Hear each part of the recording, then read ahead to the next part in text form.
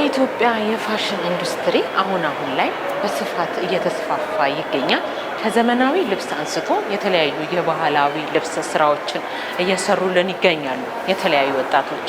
እንግዲህ በዛሬም ወጣቶች መሰናዷችን ወደ እናንተ ልናደርስላችሁ የወደድነው በፋሽን ኢንዱስትሪው ዘርፍ የተሰማራ አንድ የፋሽን ዲዛይን መምህርም ነው።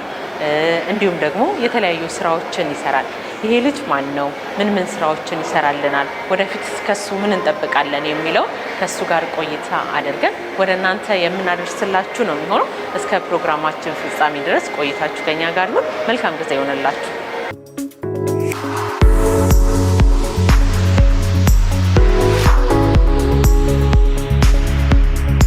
እንዴት ነህ? ሰላም ነው? እንዴት ነህ? ስራ እንዴት ነው?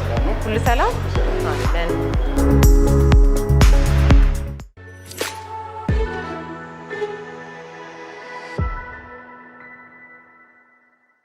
አመሰግናለሁ። ያው እኔ እናንተ እንተዋወቃለን። ለተመልካቾቻችን ስምህን አስተዋውቀን። እሺ፣ እኔ ሄኖክ ሰይፉ እባላለሁ። የማስተምረው ባህር ፖሊቴክኒክ ኮሌጅ በፋሽን ዲዛይን ዲፓርትመንት አስተምራለሁ። እንዲሁም ደግሞ በጎን ለጎን በዚህ ሄኒ ፋሽን ዲዛይን ስኩልን በመምህርነት አስተምራለሁ። እሺ፣ ወደ ስራው ሙያ ከመግባታችን በፊት መጀመሪያ ተመልካቾቻችንም እንዲያውቁ ሄኖክ ማን ነው? የተወለደ የታደገ? እሺ፣ የተወለድኩት በሐረር ከተማ በሸንኮር 09 ቀበሌ ነው። የተማርኩት ደግሞ ባህር ዳር ዩኒቨርሲቲ ነው። አሁን የማገለግለው በመምህርነት እያገለገልኩ ነው። ከዛ በፊት ግን አዲስ አበባ፣ ድሬዳዋ በቴክስታይል ካምፓኒዎች ውስጥ ሰርቼ አገልግያለሁ። አሁን ደግሞ በመምህርነት በፖሊቴክኒክ ኮሌጅ ላይ በፋሽን ዲዛይን መምህርነት ያገለገልኩ። ያው እንግዲህ ባህር ዳርም ስትሄድ ፋሽን ዲዛይን የተማርከው እና ድሮ ላይ ውስጥ የፋሽን ስራው ነበረ ወይስ የድሮ ህልም ነው ወይስ ሌላ ነገር ነበር መሆን የምትፈልገው? እንግዲህ ድሮ ላይ ዩኒቨርሲቲ ጆይን እንዳደረግን መሆን የምፈልገው ሌላ ነበር። ከዛ ግን እዚህ ፋሽን እና ቴክስታይል ዲፓርትመንት ውስጥ ከገባው በኋላ በጣም ወደድኩትኝ። ከዛ 5 ዓመት በኢንጂነሪንግ ተመረቅን፣ ወደ ካምፓኒ ጆይን አደረግን። ከዛ በኋላ በጣም ነው የወደድኩትኝ ማለት ነው። ወደ ስራው ዓለም ውስጥ ከገባው በኋላ በጣም ነው የወደድኩት። እስቲ ስለ ፋሽን ዲዛይን እናውራና እዛ የግቢ ቆይታም ትምህርት ላይ በነበርክበት ሰዓት ላይ ያው አንዳንዴ ትምህርት ዓለምና የስራ ዓለም የተለያየ ነው አይደለ? የባህር ዳር ቆይታን እናውራና ከዛን ወደ ሐረር እንምጣ። ቻላልሽ። ባህር ዳር እንግዲህ ዩኒቨርሲቲ ባህር ዳር ደስ የምትል ከተማ ነች። ባህር ዳር ዩኒቨርሲቲ በፖሊ ኮሌጅ ውስጥ ነበርኩኝ የምማረው። 5 ዓመት ነው በኢንጂነሪንግ የተማርነው። በዲፓርትመንቱ በቴክስታይል ፋሽን ኤንድ ጋርመንት ዲፓርትመንት ነው። ሜጀር ግን በቴክስታይል ኢንጂነሪንግ ነው የተመረኩት እና የትምህርት እንትኑ ይሄን ይመስላል እንግዲህ ይመስላል።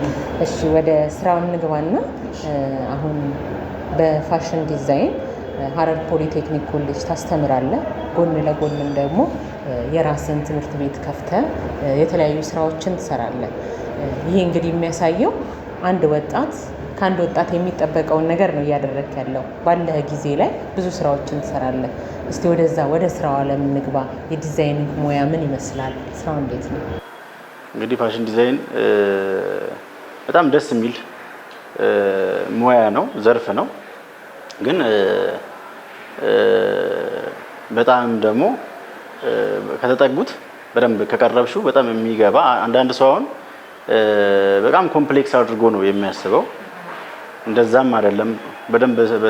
በደንብ ከተማር ነው ከያዝ ነው ጥሩ ሙያ ነው፣ የሚገባ ነው እና ቀላል ነው።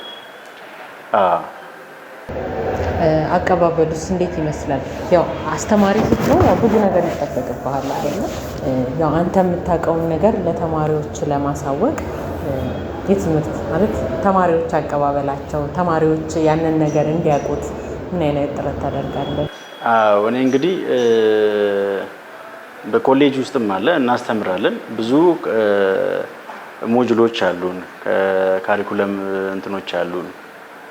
ያንንም በመውሰድ የራሴን ደግሞ እንደ አነስተኛ መጽሐፍ አዘጋጅቼ ነው በሚገባ መልኩ ፎርሙላ በማዘጋጀት በአማርኛ በማዘጋጀት የእያንዳንዱን ለምሳሌ የሸሚዝ፣ የጉርድ፣ የቀሚስ፣ የኮት የሁሉንም ነገሮች ፓተርን በአማርኛ በሚገባ መልኩ በፎርሙላ አዘጋጅቼ ለምሳሌ እንደዛ በሚገባ መልኩ ቦርድ ላይ አስተምሬ ከዛ ፓተርን ወረቀት ላይ በመቁረጥ ዲዛይን በማድረግ አሰርቼ ከዛ ወደ ጨርቅ ቆረጣ ገብተን ስፌት ድረስ ነው የማስተምረው። በሚገባ መልኩና ቀላል በሆነ መንገድ ነው የማስረዳውና የማስተምረው።